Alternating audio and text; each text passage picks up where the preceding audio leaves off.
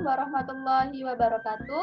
Perkenalkan, kami dari kelompok 5 Indralaya yang beranggotakan saya Widayanti, selanjutnya teman saya Alia Okta Cahyarum, dan saya Nyayu Anissa Gustanti.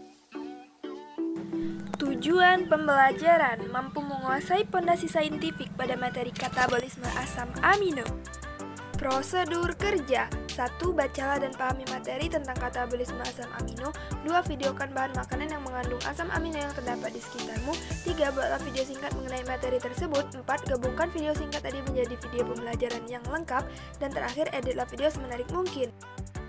Teori singkat: katabolisme protein adalah pemecahan protein menjadi asam amino dan senyawa turunan sederhana untuk transportasi ke dalam sel melalui membran plasma dan akhirnya untuk polimerisasi menjadi protein baru melalui penggunaan asam ribonukleat atau RNA dan ribosom.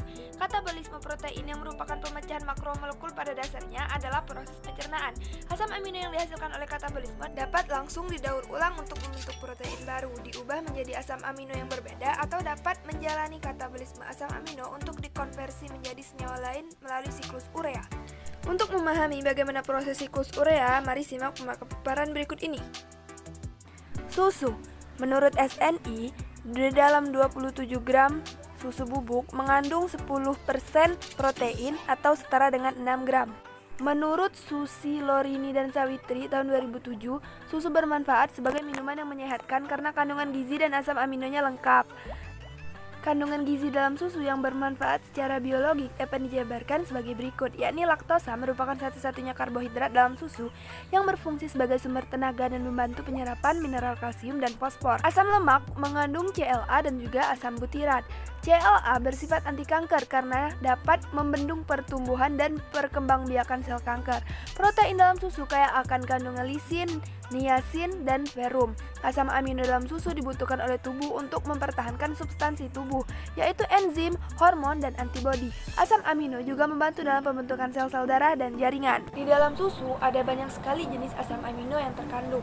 Nah, di antaranya itu ada 17 jenis asam amino, yakni yang ada aspartat, ada treonin, ada serin, ada glutamat, glisin, alanin, cysteine, valin, metionin, isoleucin, leucin, tirosin, fenilalanin, lisin, histidin, arginin, dan juga prolin.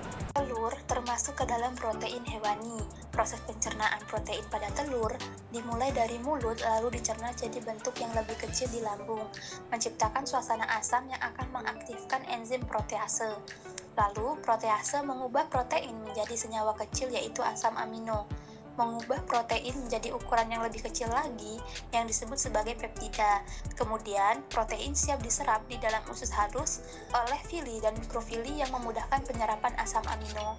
Setelah itu, asam amino akan masuk ke dalam aliran darah bersama nutrisi lainnya yang juga telah diserap oleh usus halus. kandungan asam amino sebanyak 17 macam dengan kadar masing-masing, seperti asam aspartat treonin 0,30%, serin 0,48%, asam glutamat 1,05%, glisin 0,27%, alanin 0,47%, Dan masih banyak lagi jenis asam amino lainnya seperti yang tertera di gambar ini. Tempe mengandung sumber protein nabati. Tempe mengandung serat pangan, kalsium, vitamin B, dan zat besi. Kandungan antibiotik dan antioksidan di dalam tempe dapat menyembuhkan infeksi serta mencegah penyakit degeneratif. Berdasarkan data Tabel Komposisi Pangan Indonesia atau TKPI tahun 2019 menyatakan bahwa tempe goreng per 100 gram mengandung energi sebesar 336 kalori yang terdiri dari beragam nutrisi. Salah satunya adalah protein sebesar 20 gram. Kandungan gizi tempe yang paling banyak adalah protein. Tempe merupakan sumber protein nabati karena terbuat dari kacang kedelai. Tempe mengandung beragam jenis asam amino esensial yang menjadi zat pembangun tubuh, diantaranya yaitu triptofan, fenilalanin, lisin, treonin, metionin, leucin, isoleucin, dan valin. Reaksi yang menghilangkan gugus amino sebagian besar berlangsung melalui dua jalur, yaitu transminasi dan deaminasi. Transminasi ialah proses katabolisme asam amino yang melibatkan pemindahan gugus amino dari satu asam amino ke asam amino lain.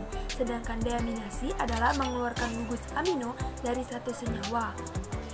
Namun, karena amonia yang dihasilkan dari deaminasi asam amino bersifat toksik dan sehingga harus dirubah menjadi urea di dalam hati melalui siklus urea.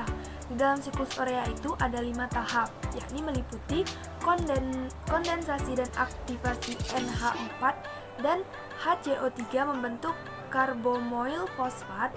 Lalu ada transfer gugus karbomoil dari karbomoil fosfat ke ornitin membentuk citrulline. Yang ketiga ada AMP kemudian tergeser oleh aspartat yang terkait dengan karbon kerangka citrulline melalui kelompok amino reaksi 2B.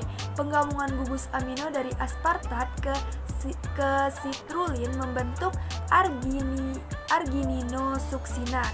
Nah, yang keempat, pemecahan argininosuksinat menjadi arginin dan rangka karbon aspartat menjadi fumarat oleh enzim argininosuksinase. Nah, dan tahap terakhir pada siklus urea yakni pembebasan urea dari arginin dan membentuk ornitin kembali. Kesimpulan. Jadi, katabolisme asam amino meliputi 3 tahapan, yakni ada transminasi, deaminasi, dan juga siklus urea.